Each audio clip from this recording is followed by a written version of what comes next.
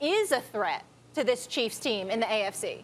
In the NFL, really, because with the money on the line, I don't like anyone better than Patrick Mahomes with a great coach and a great offense and a defense that can stiffen up when they need to. But if I had to pick a team in the AFC, I'm going to take the Patriots.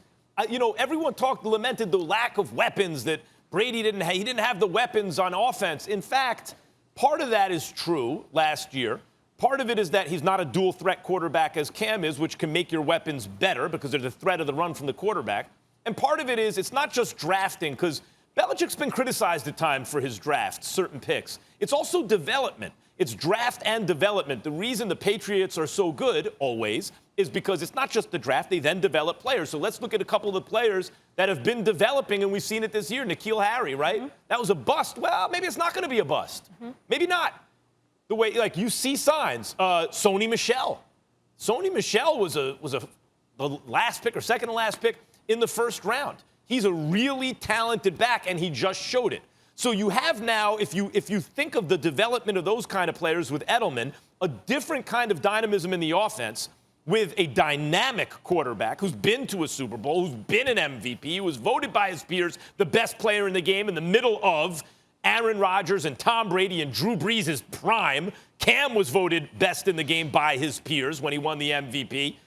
You take all that, and then you have Belichick as coach. They have one loss on the season, and it was a great goal line stand by the Seahawks, who everyone says is a top 3 team in the NFL right now, and they beat the Patriots by the skin of their teeth. So I think in the end, a Belichick-coached team with developing offensive players and a dynamic quarterback is probably the best shot that anyone's going to have against the Chiefs in the AFC. Max, I'm going to completely agree with you on that because of the coaching of Bill Belichick, figuring out a way to somewhat neutralize you and give your team a chance to win the game, to be in it. The other person I throw into the equation is Vrabel and the Tennessee Titans. And the only reason I feel that way is because even though Derrick Henry at the moment is only averaging about 3.9 yards a carry, okay, the bottom line is he's Derrick Henry. Ryan Tannehill's got only one. By the way, we're going to have breaking news on the Titans in just a bit. Got you. He's got 6 touchdowns, just 1 interception on the season. If you run the football effectively and move the chains, at the very least, you can disrupt the rhythm, potentially, of the Kansas City Chiefs to prevent them from being on the field and then running roughshod over you. Again, I don't think either will work.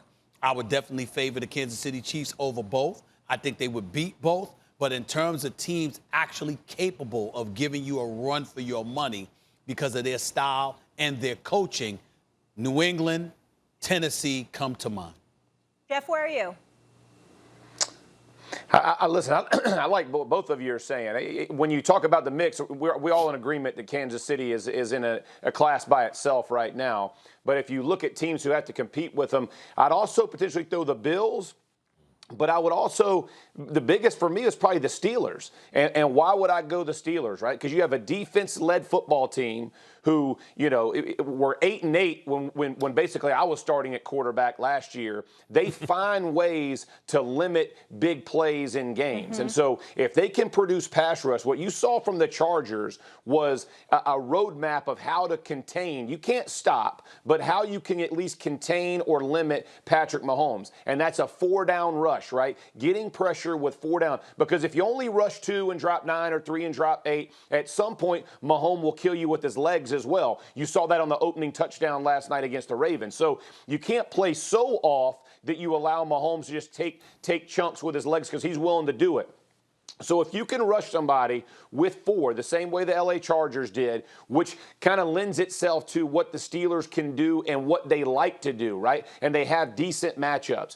Your issue for me with the Steelers will be, can Big Ben match points? Now, again, their record, if they hold an opponent to 20 or below, I think it's like 110-10 for Roethlisberger. It's crazy numbers. So I'm not sure you limit the Chiefs to under 20. So can you score that 28-30 number to give yourself a chance to beat the Chiefs? That would be my biggest question coming off the elbow surgery, because I think that team, with being able to put pressure, and again, we've named all the other ones, right? You got the Bills who can make games ugly and extend drives with Josh Allen with his big body. He can do it with his legs and his arm. But you saw what happened with the Ravens last night. If you get taken out of your game and it becomes a drop back all night game, you saw Lamar Jackson get reduced to very pedestrian. I feel the same way about the Bills, other than Diggs, stretching it. But when I look at that, I would say the Steelers are probably kind of in that same conversation. But I love what both Max and Stephen A. both just said, because we're all falling right in the same line